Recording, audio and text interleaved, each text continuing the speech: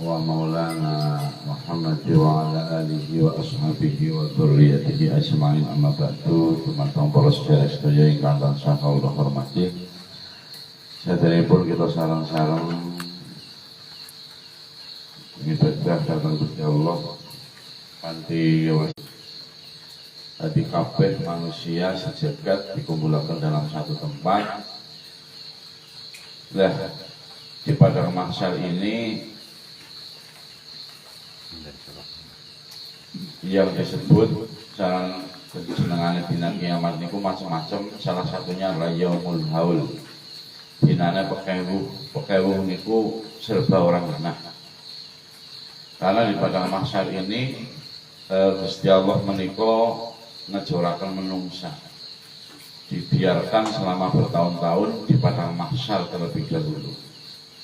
Padahal di padang mahsyar niku menungso niku werni-werni, wonten ingkang mlampahipun biasa, wonten ingkang mlampahipun ngesot, wonten ingkang mlampahipun kewalik sirahipun wingkeng ngandhap, sikilipun ninggil, lan werni-werni menungso.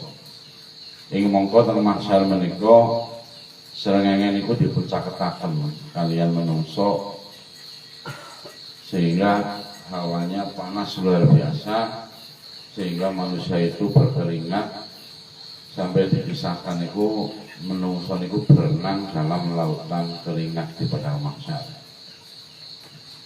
Makanya dikatakan yaumul haul, dinane pekewuh.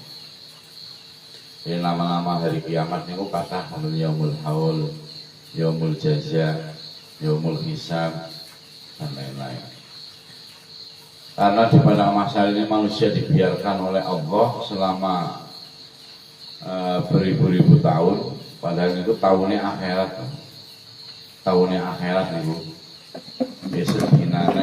Sedinane akhirat, setahunnya dunia. Dan wis ewon-ewon tahun nari mahsyar berarti boten saged kepeta. Angel. Sehingga manusia itu serba bingung, tersiksa dan lain-lain di padang mahsyar. Sampai akhirnya perwakilan manusia itu kemudian bersepakat untuk mencari Nabi Adam, sebab Nabi Adam dianggap sebagai Abul Bashar, bapaknya menungsa, asal muasalnya menungsa Ki Adam. Perwakilan manusia bersepakat untuk mencari Nabi Adam dengan tujuan untuk meminta Nabi Adam agar segera sowan wonten ngarsanipun Gusti Allah, matur kali Gusti Allah, kain ngendang menungsa niki ngendang dipun hukumi, ngendang dipun hisab, ampun dijoraken mawon. Ketika perwakilan manusia bertemu dengan Nabi Adam, mencarinya Nabi Adam karena miliaran manusia, sehingga mencari Nabi Adam mawon itu dangu. Setelah bertemu Nabi Adam, matur kepada Nabi Adam, ya Abul Bashar, hei bapaknya menungsa, tolong sowan ngarsanipun Gusti Allah, matur menungsa niki enggal dipun hukumi. Melas niki menungsa sami tersiksa wonten mahsyar. Nabi Adam jawabe, aku ora wani ketemu karo Gusti Allah. Aku ora wani sowan Gusti Allah sebab aku tahu duwe luput sepisan kali Gusti Allah. Ya gue ketika nang swarga aku ajak kon merek maring wit jenenge wit khuldi, aku malah melanggar, aku ora merek tapi aku malah dahar buah khuldi karo Siti Hawa. Aku rumangsa tau salah karo Gusti Allah sehingga aku ora wani sowan ngarsane Gusti Allah. Di Nabi Adam sing lama-lamane menungsa sowan Gusti Allah mawon niku mboten sanggup. Mboten wantun sebab merasa punya satu kesalahan, ketidaktaatannya kepada Allah. Dua salah siji, dua tahu dua salah sepisan, wedi ketemu Gusti Allah. Nah, Nabi Adam kemudian merekomendasikan silakan mencari Nabi Nuh.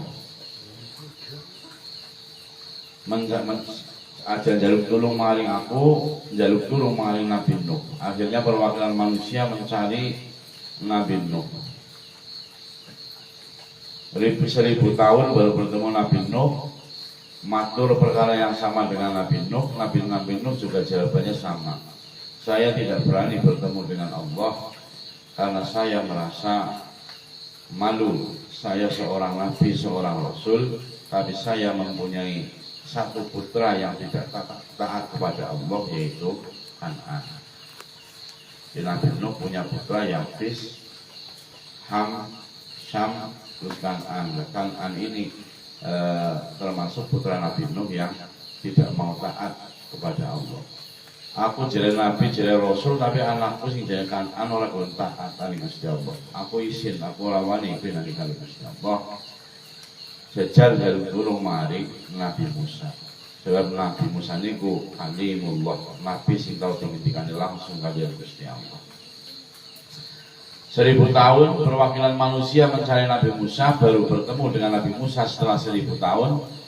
Matul perkara yang sama, Nabi Musa juga menjawabnya juga sama. Saya tidak berani bertemu dengan Allah karena saya merasa punya satu kesalahan, yaitu suatu saat saya pernah menempeleng seorang dari golongan Raja Fir'aun. Ketika saya tempeleng, wongnya mati.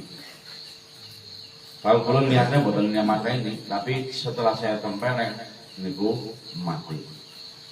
Kulo mboten wantun tahu wali bisawab sebab kulo ora sedaya salah, yaitu tahu mateni wong. Nek alam jaluk tulung aja maring aku, jaluk tulung maring Nabi Ibrahim Khalilullah. Akhirnya ngeleti perwakilan manusia, ngeleti Nabi Ibrahim 1000 tahun baru bertemu dengan Nabi Ibrahim. Ketika bertemu dengan Nabi Ibrahim, matur perkara yang sama, Nabi Ibrahim jawabannya juga sama. Saya tidak berani bertemu dengan Allah karena selama di dunia saya pernah merasa punya salah terhadap Allah, yaitu saya pernah berbohong. Ketika Raja Namrud bertanya kepada saya, "Hai Ibrahim, apakah kamu yang telah menghancurkan berhala-berhala itu?" Nabi Ibrahim menjawab, "Hai berhala yang paling gede. Hai berhala yang paling gede." Sebab Nabi Ibrahim berhala sing cilik-cilik diremuk kabeh, tinggal siji sing paling gede, terus kampake dikalungan maring berhala sing paling gede. Ketika di sidang Nabi Ibrahim ditanya, "Hei Ibrahim, kowe ya sing ngajur-ngajurna berhala kae?" Nabi Ibrahim orang jawab iya, orang jawab ora, tapi Nabi Ibrahim menggunakan cara bahasa Jawanya persemon. Kalian jawab apa? Kayak berhala sing paling gede. Jadi orang Lombok cara dewek orang Lombok. Sebab orang ngomong, orang ngendika kayak berhala gede sing ngajurna patung-patung sing cilik niku boten. Nabi Ibrahim namun ngendika kayak berhala sing paling gede. Tapi rasanya Nabi Ibrahim itu adalah bagian dari berbohong. Sehingga Nabi Ibrahim tidak berani bertemu dengan Allah. Jalan, nek arep jaluk tulungan sowan maring Nabi Isa al-Masih ibnullah.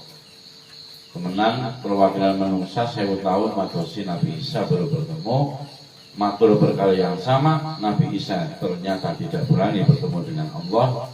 Saya malu karena umat saya menganggap diri saya adalah Tuhan. Karena saya malu umat saya menganggap diri saya adalah Allah. Nek bali jaluk tulung, monggo sowan datang Nabi akhir zaman inggih menika Sayyiduna Muhammad sallallahu alaihi wasallam. Perwakilan manungsa pinanggi kalian Kanjeng Nabi matur perkara yang sama. Akhirnya Kanjeng Nabi ngendika, "Nggih leres, pancen aku sing bisa buka anane syafaat.